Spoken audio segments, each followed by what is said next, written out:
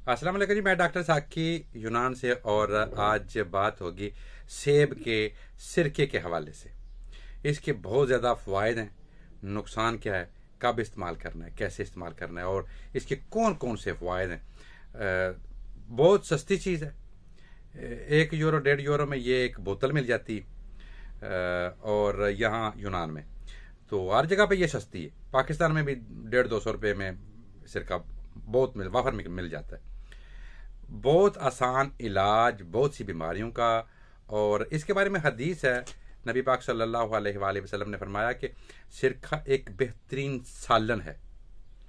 ठीक है जी। उसके बाद आते हैं जी क्या क्या करता है। ये जनाब खून में जो चर्बी होती है, कोलेस्ट्रोल होता है, उसको हल करता है।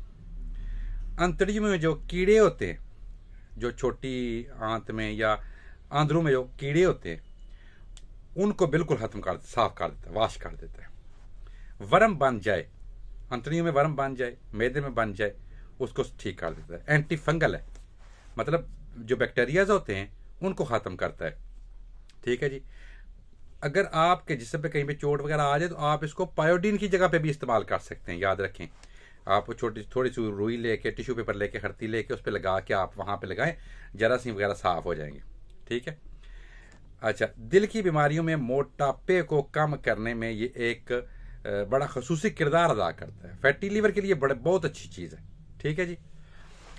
हिचकी लग जाए तो 1 चम्मच इस्तेमाल करने से हिचकी, नज़ला, ज़ुकाम, इसमें बड़ा फ़र्क आ जाता है।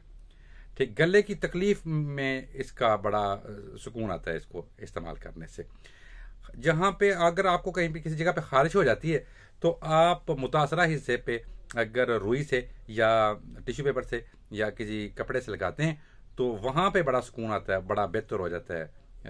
खत्म, जरासीम जो होते हैं वो मर जाते हैं। निज़ाम हाजमा, बदहजमी, कब्ज़, हैज़ा में ये बड़ा ही मुफीद है। ठीक है। वजन में कमी होती है। सर में अगर खुश्की हो तो आप इसको थोड़ा सा किसी चीज़ में लगा के सर पे भी लगाएं तो खुश्की जो है, और लगा के थोड़ा लगा लें आप, आधा कप ले लें, उसको सर पे आस्ता आस्ता आस्ता थपक के लगाएं, और उसके बाद तौलिया लपेट लें। 15-20 मिनट वो वहाँ पे अपना असर करे, खुश्की ख़त्म कर देगा सर की। ठीक है जी।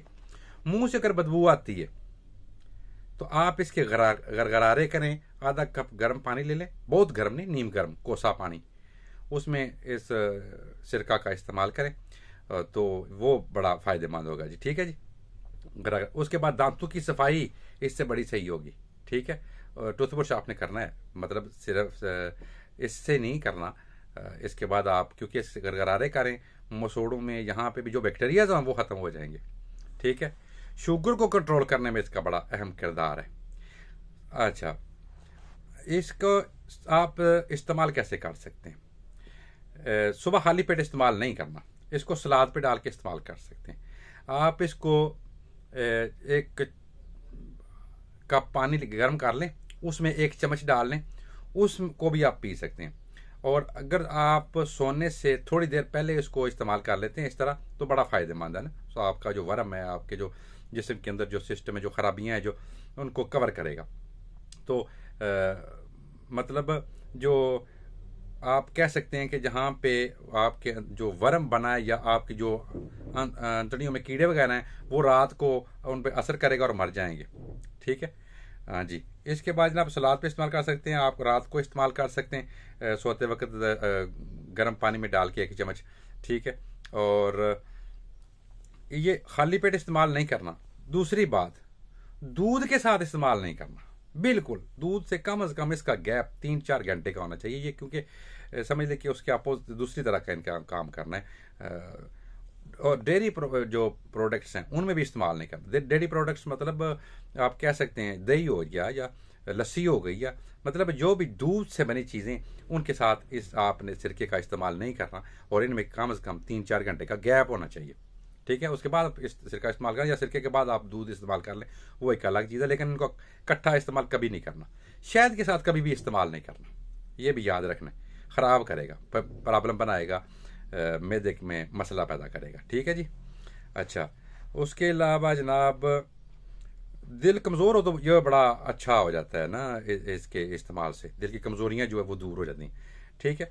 जैतून के तेल में मिक्स करके इस्तेमाल कर सकते हैं आप, ऑलिव ऑयल जिसको कहते हैं, ठीक है। आप जैतून के तेल में इसको इस्तेमाल कर सकते हैं, आप गर्म पानी के साथ इस्तेमाल कर सकते हैं, सलाद पे डाल के इस्तेमाल कर लेते हैं, ठीक है। ये बड़ी अच्छी इसके जो बहुत ज़्यादा इसके फ़वाद हैं, ये छोटे छोटे फ़वाद, बहुत ज़्यादा फ़ायद। ये मैं हिस्ट्री से मेरा एक बड़ा ताल्लुक है, मैं हिस्ट्री बहुत स्टडी करता पढ़ता था। तो ऐसे कुछ अर्सा पहले जब मोहम्मद बिन कासब ईरान से कराची की तरफ रवाना हुए तो जानने का जो साजो सामान था, उस साजो सामान में उन्होंने सिरका भी रखा था। लेकिन सिरका कैसे रखा था?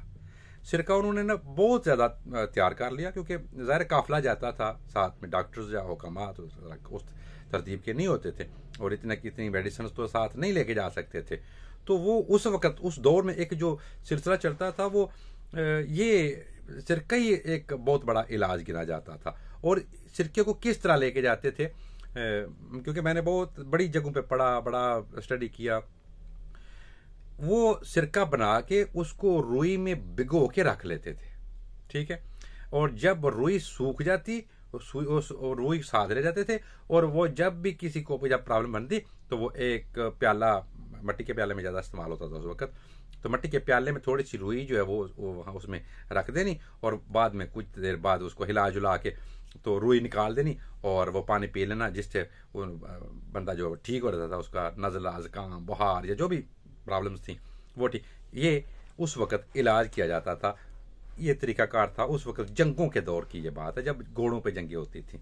अब तो यार इतनी अद्वियात है, इतने नाम है, मेडिकल स्टोर पर चले जाएं तो चारों तरफ दवाइयाँ पड़ी होती। उस वक़्त खैर चंद दवाइयाँ थी, जिनमें से एक ये थी, और इसका इस तरह काफिलों में इस्तेमाल होता था। बातों में बात आई तो बता दिया। इजाज़त दीजिए, अपना बहुत सारा ख्याल रखें। टेक केयर, अल्लाह हाफिज़।